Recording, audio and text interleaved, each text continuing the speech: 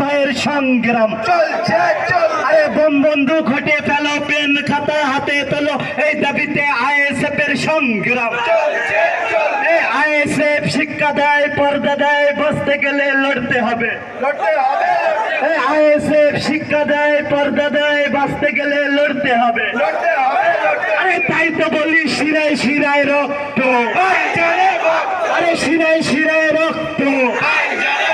আরে তাই তো বলি কালীঘাটের ময়না সত্য কথা কয় না, এই তৃণমূল আর না।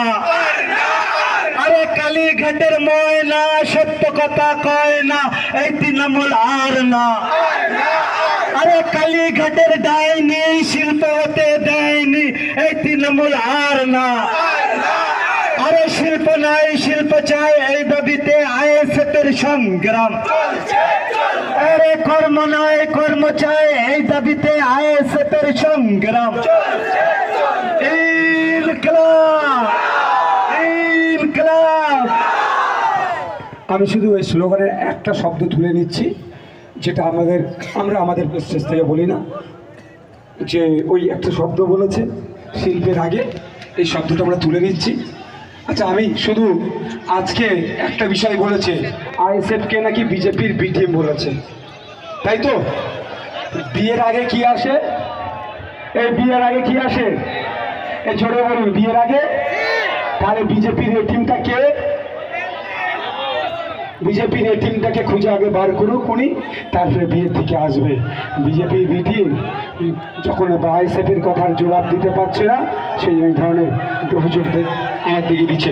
ভাই, আজকের বক্তব্য এখানে শেষ হয়েছে। আজকে আর বেশি নয়, আমাদের বক্তব্যে যা দিয়েছে, আজকে তো এখানে বিরিয়ানির প্যাকেট। আর ওইদিকে আমি শুনুন একটা কথা বলি, যাতে এতে শুনে নেবেন। আমি তো আসছিলাম রাজারহাট হয়ে, ওই মোড়ে আমি দাঁড়িয়েছিলাম। এসএস কি আছে একটা, আছে না 6 নয়, ওই বড় বিল্ডিংটা আছে। আরে এনআইয়ের যে অফিস আছে, এনবিসিসি স্কোয়ারের ওখানে দাঁড়িয়ে চা খাচ্ছিল। তো ওখান থেকে দেখি প্রচুর গাড়ি। ওটা তার ভাঙর তো নয় ভাই, ওটা তো ভাঙনের মধ্যে নয়, প্রচুর গাড়ি দিকে ওইদিকে যাচ্ছে অভিষেক বাবুর টি শার্ট পরে। আমি মনে মনে করছি, সরকার বাবু অভিষেক বাবুকে তো ভালোই গোল দিচ্ছে, যে ভাঙনের লোক দেখিয়ে ভালো কামানোর জন্য দায়িত্ব নিতে চেয়েছিল।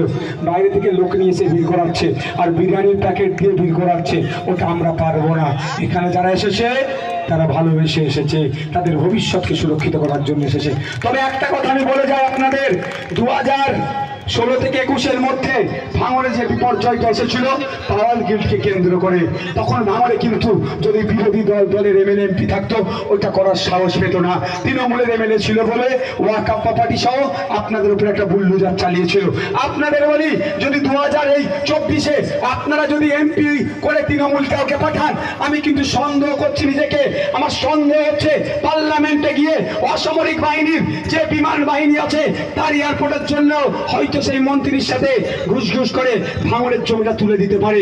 তাই বলবো, পার্লামেন্টে গিয়ে ওই এয়ারপোর্টের জমির জন্য ভাঙড়ের দিকে না তাকায়, সেই জন্য আপনাদের হয়ে কণ্ঠ হয়ে এখানকার জমি চাষযোগ্য জমির দিকে না তাকায়, এখানে কোনো এয়ারপোর্ট হতে দেওয়া যাবে না। এই লড়াইটা যেমন আমি পশ্চিমবাংলার আইনসভার মধ্যে করছি, দেশের আইনসভার মধ্যে আমাদের খামচিহ্নকে পাঠাতে হবে।